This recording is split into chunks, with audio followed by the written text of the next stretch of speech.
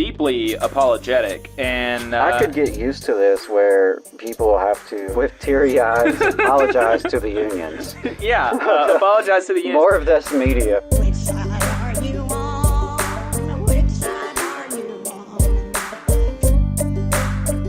on? So, here's another story that has been in the news. If you want to call in, phone number's still open, 844-899-TVLR, 844-899-8857. Actors and writers are on strike. Been on strike for a long time. Writers been on strike for a much longer time than the actors. The update on that story is that the writers are finally coming back to the table with more accurately, I apologize for that wording. That's not how I meant it to come out. The media companies are finally coming back to the table with the writers. The writers always been willing to negotiate. Media companies are the ones that are not being in good faith. But they're coming back to the table next week, and so hopefully we're getting closer to a resolution. Hopefully. And yet there are some people that have not been willing to wait for a resolution and have committed to crossing the picket line. Do you remember E.T.? Yeah. Adam? Drew Sure. Barrymore? Yeah, absolutely. Yeah, I used to think fondly of Drew Barrymore, just, as a casual observer for movies and stuff. Seemed like a nice person. Seemed like a nice person. I even thought highly of her as recently as a few months ago when she did not attend some red carpet award show or whatever, because that's what the writers and the actors requested people do in solidarity with the strike. And so that made it even more confusing when a couple of weeks ago, maybe last week, she came out with this statement, quote, I am making the choice. I'm sorry. She has a talk show, apparently, a daytime talk show. I had no idea, but apparently she does. The Drew Barrymore Show. Okay. Yeah. And so, unlike some daytime talk shows, the Drew Barrymore Show is unionized with the Writers Guild. It's a WGA show. And so the season ended before the strike began. And so it has not been on during the course of the strike. And so she came out with this statement a little while ago. Quote, I am making the choice to come back for the first time in this strike for our show that may have my name on it, but this is bigger than just me. I own this choice. We are in compliance with not discussing or promoting film and television that is struck of any kind. We launched live in a global pandemic. Our show was built for sensitive times and has only functioned through what the real world is going through in real time. I want to be there to provide what writers do so well, which is a way to bring us together or help us make sense of the human experience. Very lofty goals for the Drew Barrymore Show. I hope for a resolve for everyone as soon as possible. We have navigated difficult times since we first came on air, and so I take a step forward to start season 4 once again with an astute humility. So she is claiming that by not discussing struck works, she is abiding by the terms of the actors' strike, and she is claiming that no WGA-covered writing will be happening during the show. But that is just absurd to believe. If you believe that, you're a fool. And, some people in the WGA have, and the WGA itself has taken to Twitter to say, that's not accurate. This is scabbing. And some people, some WGA members have taken to Twitter to say she needs to have her cards revoked. She needs to have her membership. She needs to be expelled from the unions. Because and this was some random person on Twitter, right? Just some random WGA writer. She said, if I crossed the picket line and wrote for the Drew Barrymore Show and did exactly what she's doing right now, I would be expelled from the union and I would never be able to write in Hollywood again. But because she's famous, maybe she will be expelled. Who knows? But nothing has happened this time. And so she shouldn't have special treatment because she's famous. And so we're going to see what happens there. But Drew Barrymore is now a scab. That's unfortunate. Very unfortunate. She's not the only one, though. Bill Maher. We talked about Bill Maher last week, and so I guess he was kind of soft launching this Scab arc that he's going through. Last week, when we played a clip of him talking about how some of the writers' demands are, quote, kooky. Demands, like he said, making a living. That's what he said was kooky. So here's what Bill Maher said last week, quote, "Real time is coming back, unfortunately."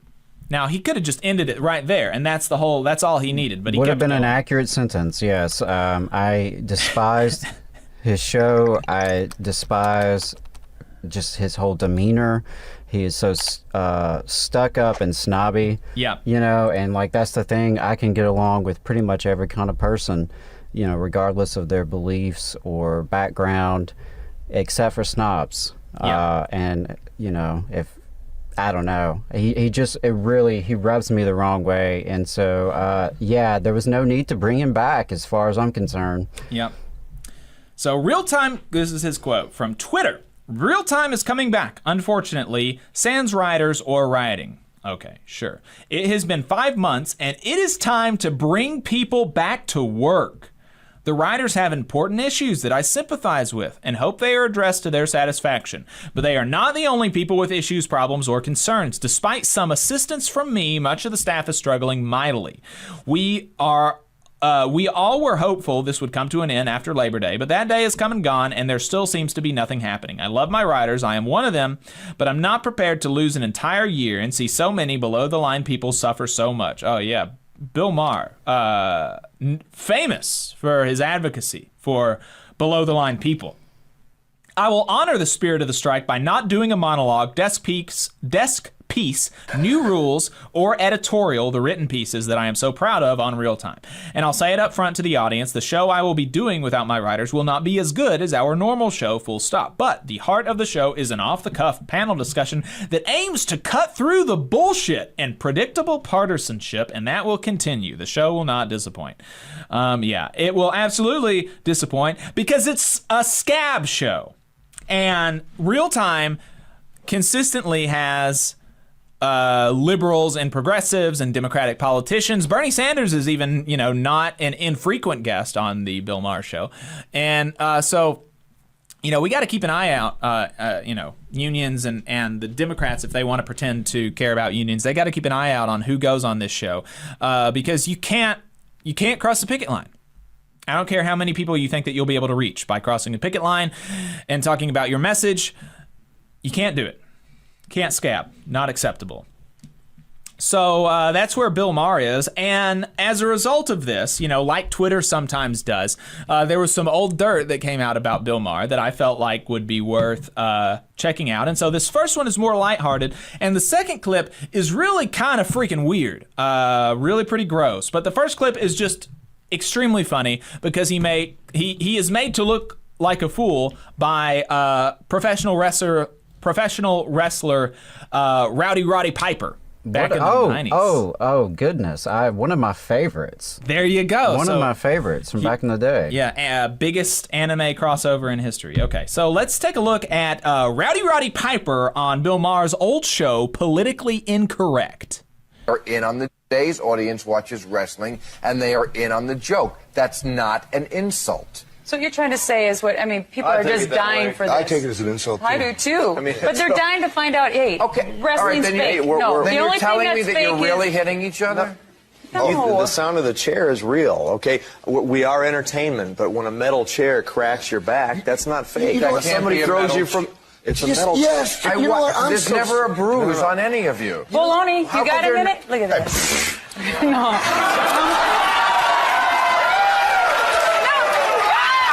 Metal hip.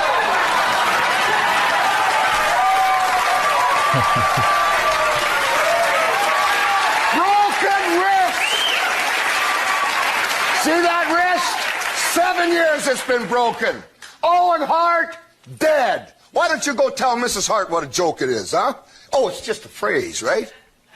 You want me to be truthful with you? Huh, champ? You know where, if I may say so, sir, the difference is... What? He's going to strike. No. Just don't show me your ass again. Listen, I ain't backstage, man. Yeah. Well, You know, and I'm you not know- dropping my pants in front of other men, but go ahead. Okay. Well, how'd you get the job? Okay, so there you go. Hey, 5 seconds. Just wanted to say that this is only possible because of our donors. If you want to see more of this, then consider donating yourself at tvlr.fm/donate. Extremely funny, very gratifying clip to see a scab put in his place. Somebody in the chat says, I remember this. Do you remember this from Twitter last week, or do you remember this from the 90s? Yeah, that was a little before my time. I vaguely, when I was a child, vaguely remember Bill Maher being on TV, But shout out Jacob Jones. I was so about to go there with They Live, one of the most underrated movies ever made. John Carpenter, great film, has a really great political message to it, actually. It's like, on the surface, it's kind of a cheesy, almost B-level sci-fi movie in the 80s, but it's really a very sophisticated takedown of Reaganism, and also features Rowdy Piper kicking some ass for quite a few minutes at a time. Hell yeah. There's an extended fight sequence there that South Park later parodied. It's a great movie. They Live. So if you get nothing else out of today's episode besides being fired up for the UAW strike and expressing your solidarity for UAW, you can also check out They Live.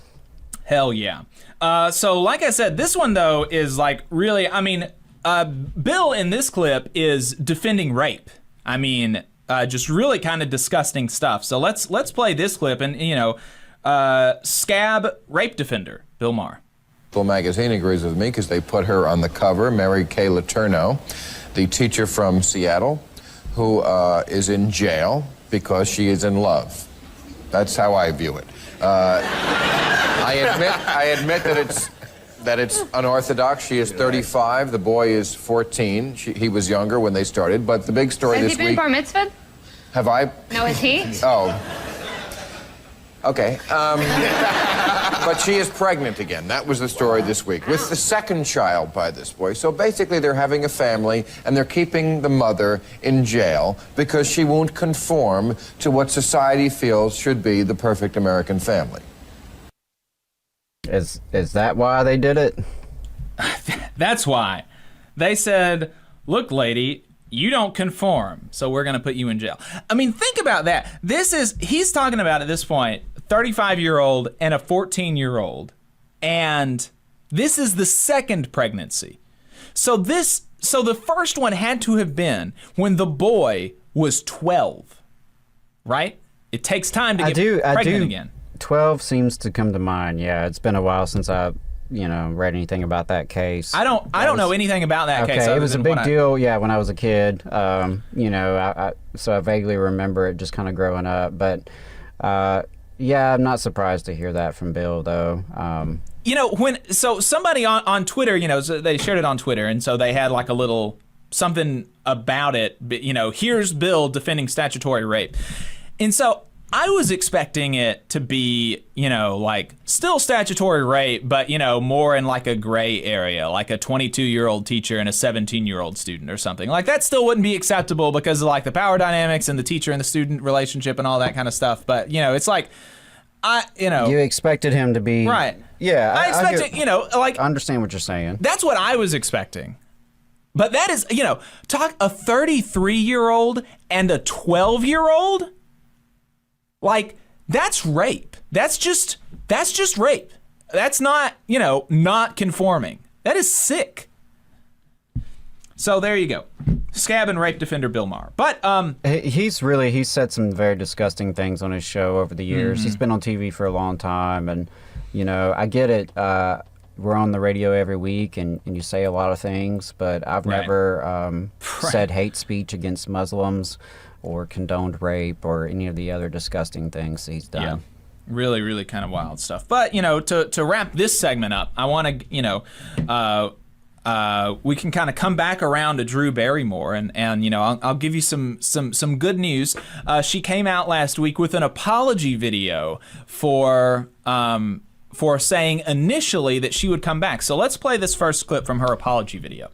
And I just want everyone to know my intentions have never been in a place to upset or hurt anyone.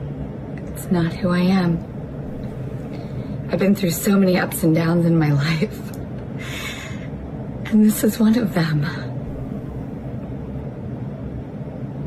I deeply apologize to writers. I deeply apologize to unions. I deeply apologize. So there we go, Adam. She is deeply apologetic, and I could get used to this where people have to, with teary eyes, apologize to the unions. Yeah, apologize to the unions. More of this media for and me, so, please. So, you know, presumably this means that she is not going to be coming back with her show. And so let's play this clip from the same apology video where she deeply apologizes to unions, and she's crying because she's so sad to unions. And so let's play this clip where she, talks about the status of the show.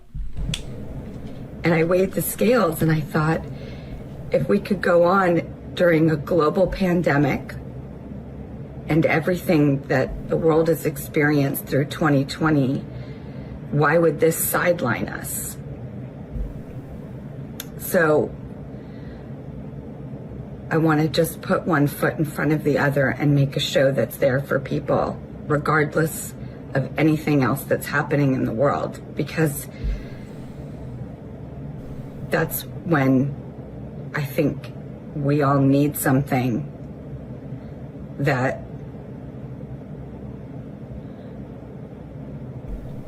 wants to be there.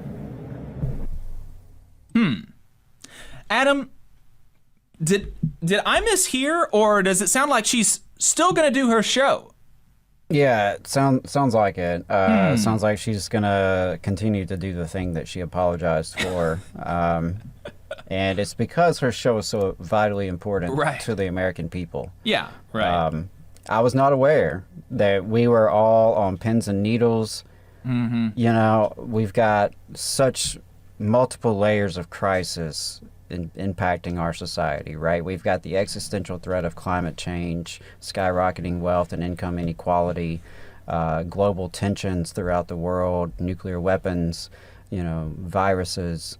We have all these issues and these layers of crisis bearing down upon civilization, and that's why we need the Drew Barrymore show. That's why Drew Barrymore's show has to continue, right? Right. Why would she let it sideline us? Consider the times that we're in, these trying times that we're in. How do we continue without Drew Barrymore on the air? Yeah.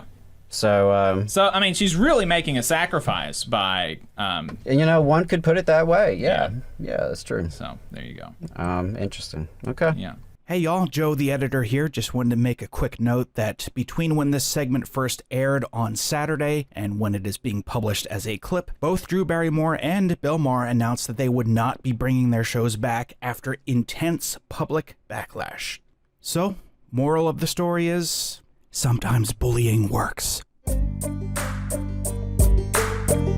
You just saw a clip from the Valley Labor Report. We are live every Saturday morning from 9:30 a.m. till 12:30 p.m. And we pride ourselves on keeping all of our content free to everybody so that we can talk to as many working folks as possible. If you support the work that we're doing, you think that it's important, you think that it's good, then consider making a monthly contribution to the project, and you can do that on our website, tvlr.fm.